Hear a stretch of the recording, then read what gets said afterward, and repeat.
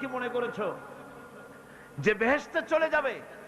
অথচ এখনো দেখা হয় নাই যে তোমাদের মধ্যে কে সবর অবলম্বনকারী, জিহাদের ময়দানে কে জিহাদ করতে এবং সবর এখতিয়ার করতে কে তোমাদের মধ্যে পারদর্শী, অথবা এই পরীক্ষায় কে কামিয়াব হবে, এটা এখনই দেখা হয় নাই। আর এমনি তোমরা জান্নাতে চলে যাবে? জান্নাতে যাওয়া তো সহজ নয়। আল্লাহ পাক পরীক্ষা নেবেন, সেই পরীক্ষায় কামিয়াব হতে হবে।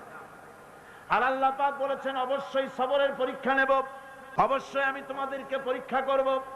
আর এই পরীক্ষার ভিতরে সত্যিকারের মুজাহিদ যারা, তারাই যারা নাকি দৃঢ়তা অবলম্বন করবে, সবর এখতিয়ার করবে, আল্লাহ রব্বুল আলামিন পরীক্ষায় তাদেরকে কামিয়াব করবেন।